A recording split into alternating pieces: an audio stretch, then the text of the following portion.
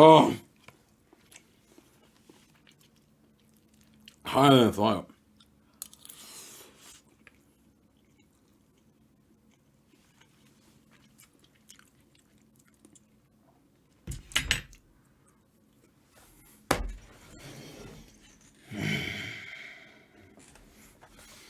Good afternoon, good evening, and good morning. Your boy here, the Insane Game Freak. So, if you followed me for a while on this wonderful side of YouTube, then you would know that I've had a very strong history with the anime known as One Piece. Now, for a lot of you, that doesn't mean anything because, hey, everybody's into One Piece. What makes you so special? Well, first off, I would like to say I was one of the originals to very much push and promote One Piece. As even though nowadays it's like the most popular anime that everybody knows and talks about and makes memes about, it never had that love originally when it came out in the West, and that's for a couple of reasons. Now, a lot of you already know about the Four Kids history, so when I talk about One Piece's history in the States, although that will always be a major part of One Piece's history in the States, it's not the only thing in the States.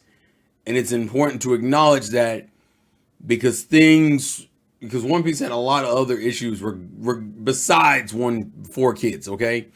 So we're going to talk about the full history of One Piece's struggle in the US and its resurgence into popularity that has nothing to do with COVID. COVID is a late game thing, and that's only because Wano's animation got amazing and people had nothing to do because you were at home for about a year to 2 years, okay?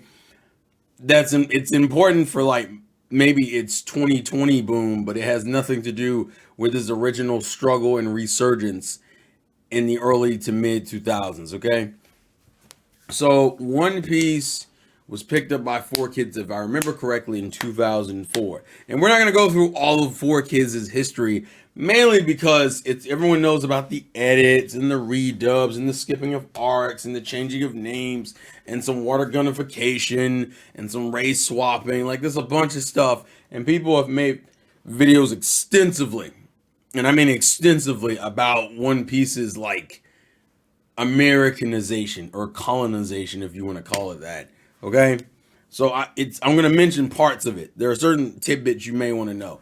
Like the first tidbit, when Four Kids got One Piece was not the show they were going for initially. Actually, what they ended up getting two shows. Essentially, their original goal was the one show, and One Piece kind of came as a package deal with it. So they were like, but from what I've heard and read in interviews, they knew nothing of One Piece, like, at all. Actually, they didn't even realize what kind of show they were getting until they started doing, like, the first few episodes and going through the content and then realizing this is not for the demographic we push for. But once again, One Piece wasn't even the show they were going for. They were going for another show, and One Piece kind of came with the deal. The other fun fact you may not know is that there actually is a Four Kids version of We Are. Four Kids actually did a version of We Are originally until they decided to change it and scrap it and pretty much kidify / Americanize the heck out of One Piece. So if you scroll online, and I might put in the link in the description if I can find it, the link to the original Four Kids We Are dub, it's actually pretty good. Like, I know people, the thing about Four Kids that people always like to talk trash about is how it handles its like censorship and Americanization. But they had some pretty hard openings, even if they were Americanized. And the cover of We Are is actually pretty good. Another thing you don't know is that One Piece essentially is what killed Four Kids. You gotta remember, if they got One Piece in 2004, this is also around the time they lost the rights to Pokemon, and then they lost the rights to Yu-Gi-Oh, which were like their two biggest money makers at the time, because Pokemon USA took back the rights for Pokemon around the time that they had just got One Piece. And One Piece absolutely ruined their image as a dubbing company. One Piece, you could say, is the reason that Four Kids died, which is kind of a pro and a con, because as much as people talk trash about Four Kids, that's how Pokemon got popular. Like, that's what made Pokemon a household name, the anime at least. And they're definitely, I'm definitely happier where One Piece is now as a property, but I don't want to act like Four Kids didn't have a hand in creating some of my more memorable childhood memories. So, yeah, that's something to be noted of. So those are like three major things. Now, like I said, well, they had One Piece for 3 years. They had One Piece from 2004 to 2007. Throughout the course, they pretty much dubbed all the way up into the end of the Alabasta saga and a little bit of the filler that follows after it, which then leads into the beginning of Jaya.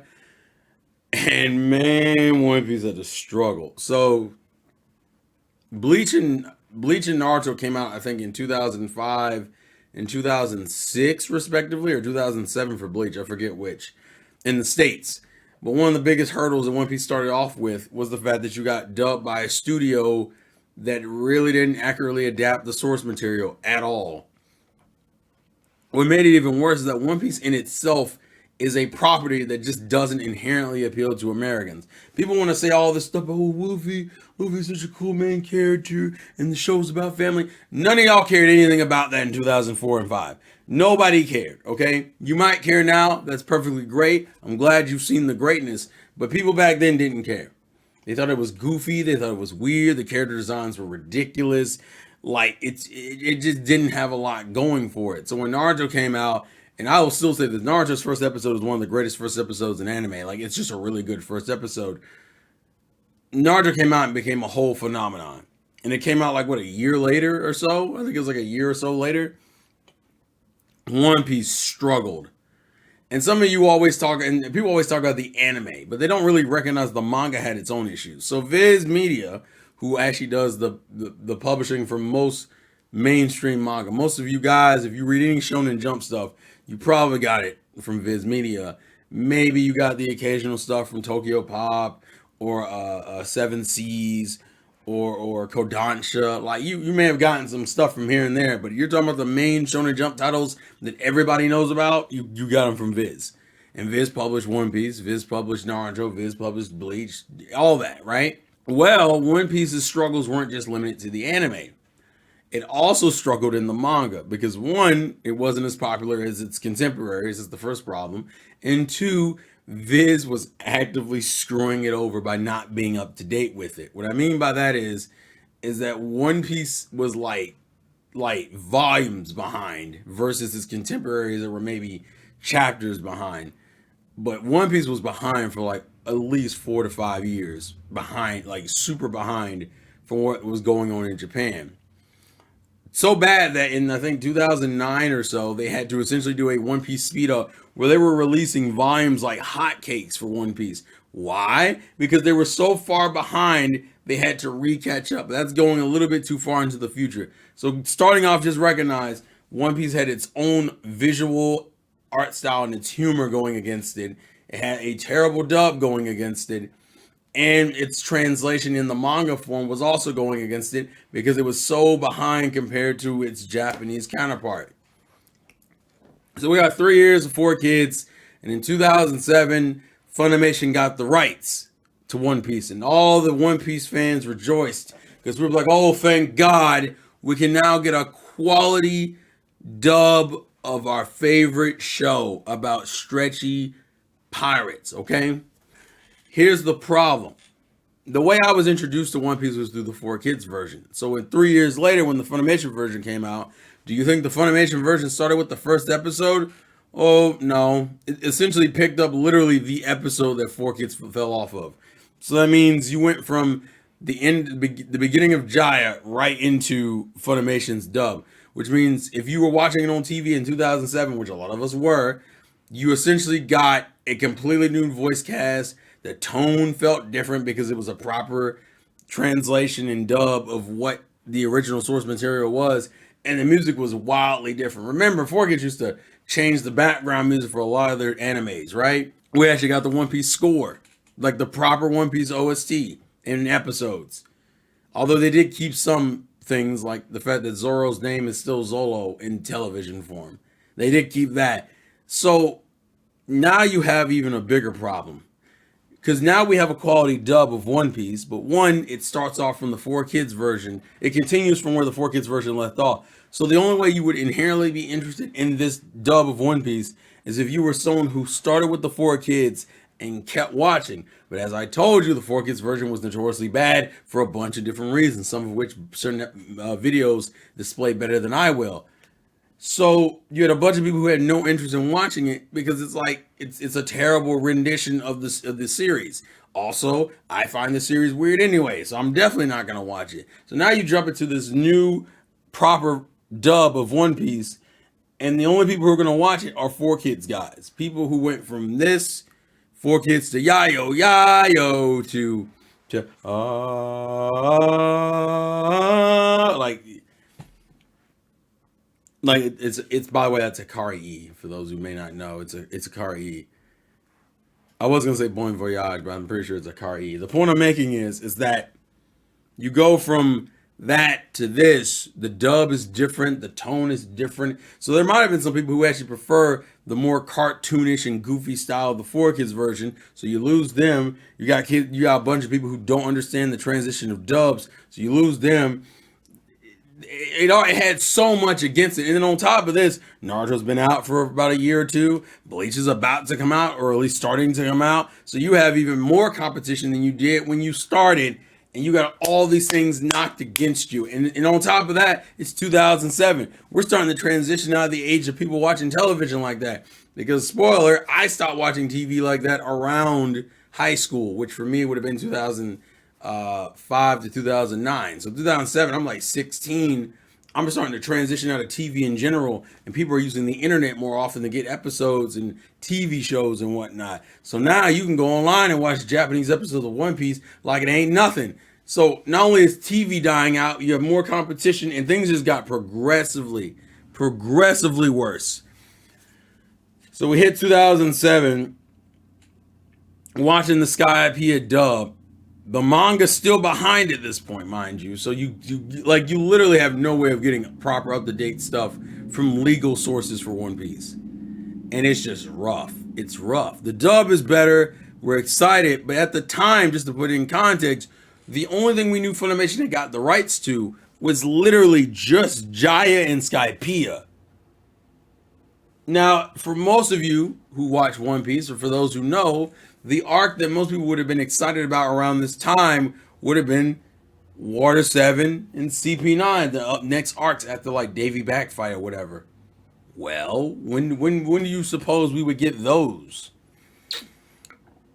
It'd be a while, ladies and gentlemen. It would be a while. So it wasn't until 2008 where we got the announcement that we finally be getting English box sets of not only the Skypiea and Jaya saga, but also the back sagas, but in Funimation dub. Which is all like, woo, because there was a bunch of arcs that got skipped. You finally got to hear Little Garden in English. You finally got to see the Laboon arc in English. Even the little filler with the dragon that no one really talks about in English. We got to see some of the Helmeppo and Kobe filler that never got dubbed in English because a bunch of stuff got skipped. But I just want to put this in context. Even if you were someone who did follow the Jaya and Skypiea arc on television on Cartoon Network in 2007 to 2008, in America, in the US specifically, you never even got to see the end of it. Why? Because they cut it off before they even finished the Inaru fight. But it was dubbed. But you know how you had to go see it? Canada, Australia. And also just put this in context, One Piece only stayed on TV for a year. The Funimation dub was only on television for a year. That's crazy. That's on top of this. We're now still waiting at this point in time in 2008 for an announcement of sorts to give us the Water 7 announcement, right? The Water 7, the CP9, and the upcoming Thriller Bark dub announcements.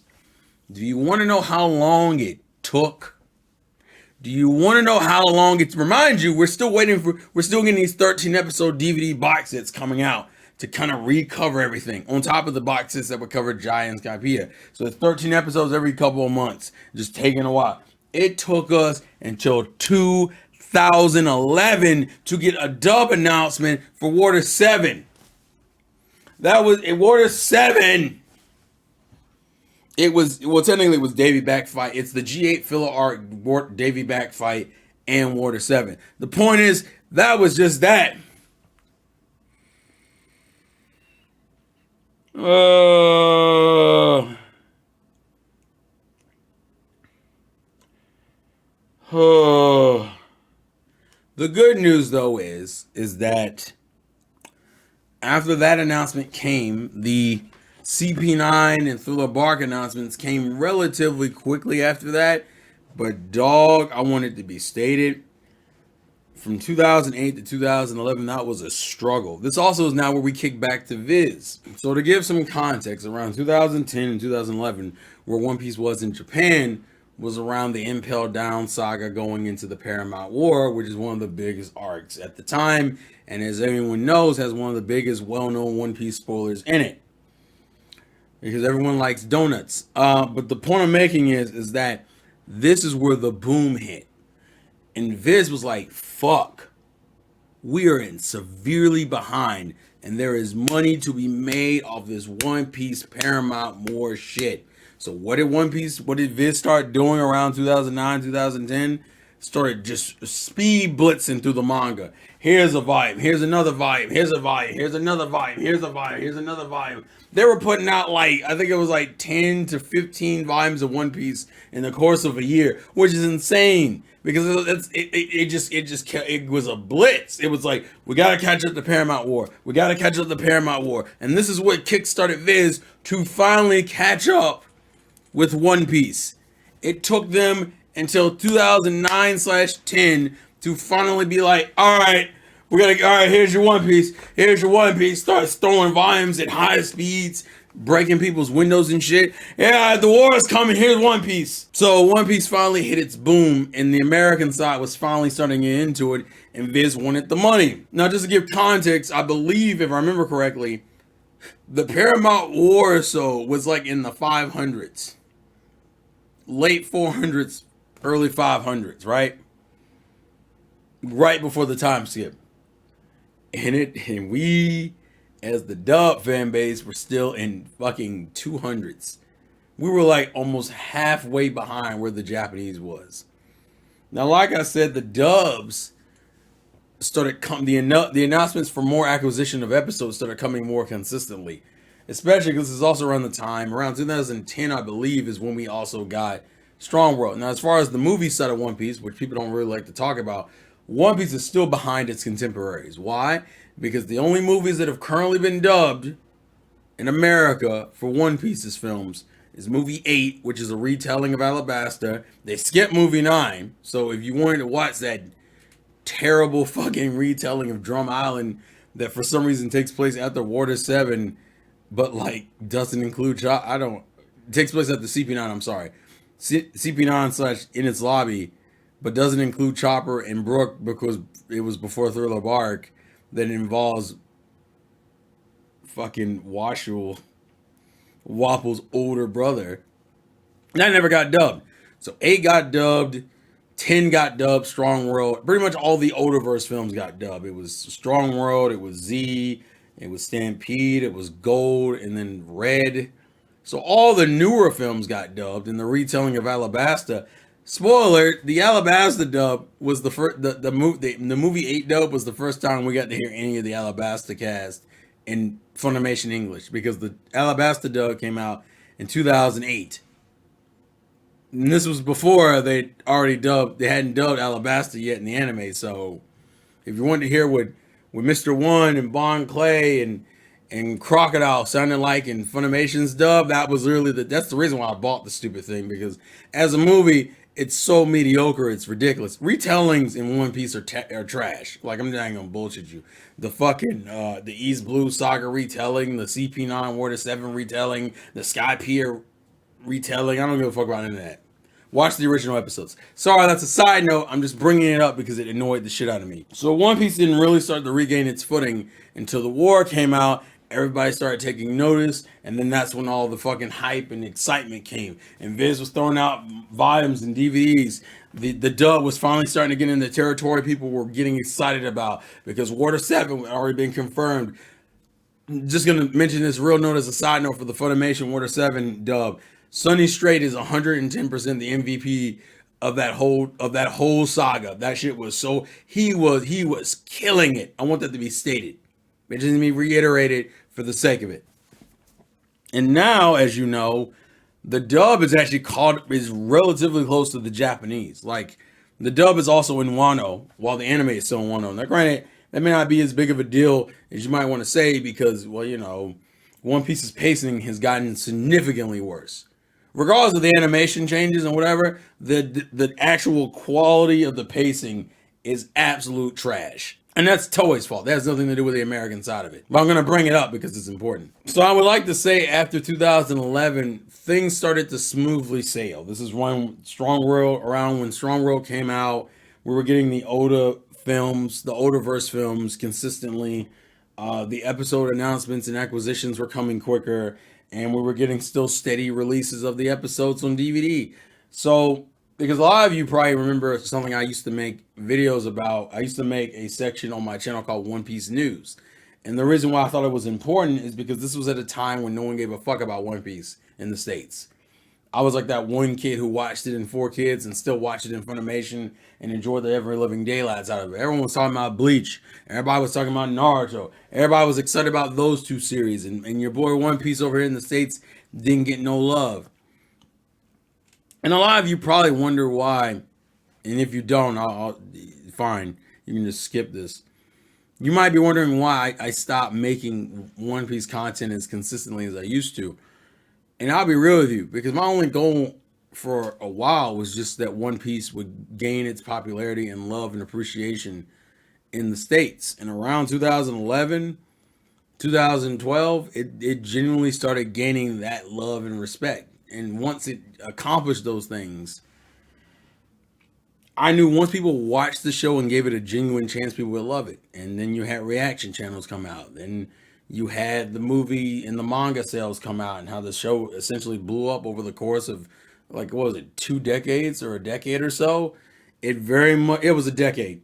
It took it a decade, but it finally hit its boom, and it really never stopped. It became a force to be reckoned with, and people really put respect on the name of Monkey D. Luffy and the Straw Hat Pirates searching for the fucking One Piece. I was just happy to see it there and to be properly represented in the conversation. And then people started putting out theory videos. Like, once you get into One Piece and you recognize the greatness that is One Piece, you're pretty much hooked.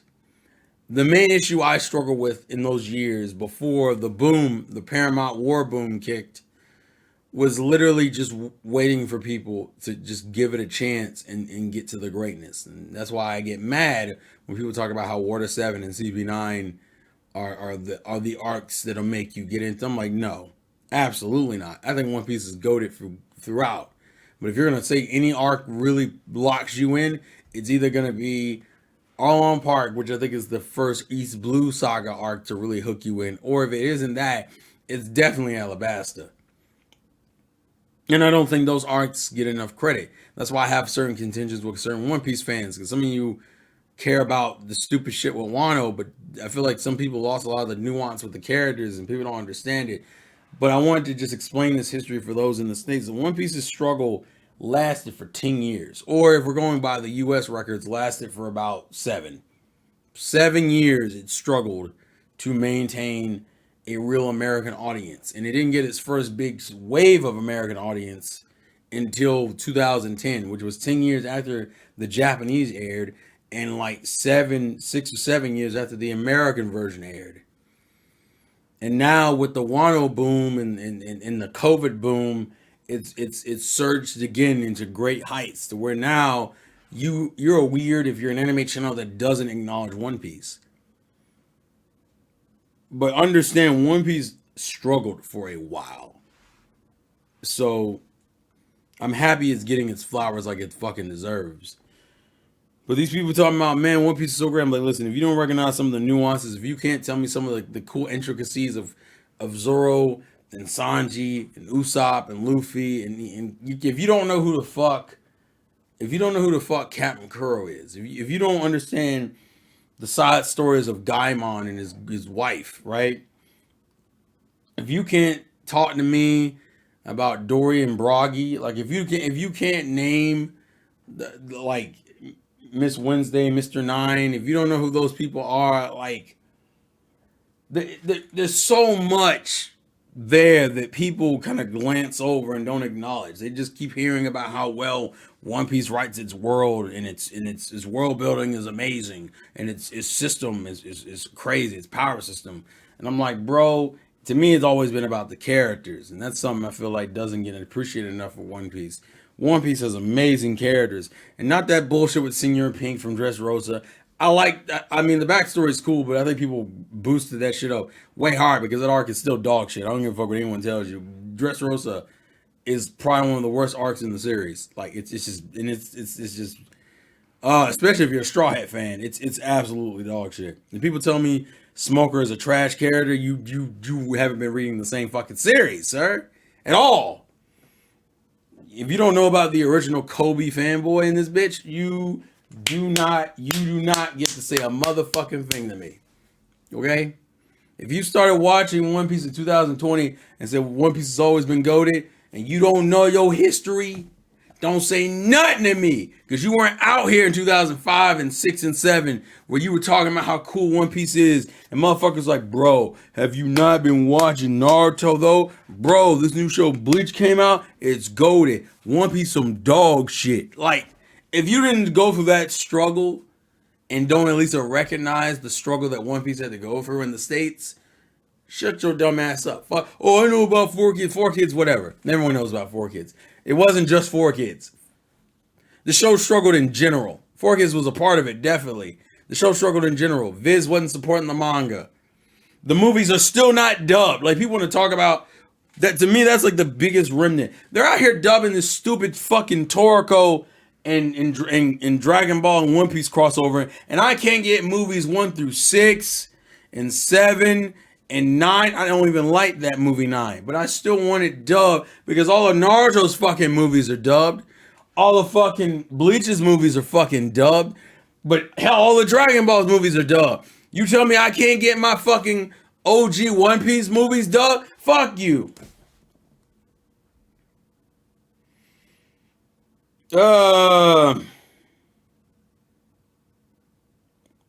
Just know your history. Know your history. I'm gonna finish me my noodles now.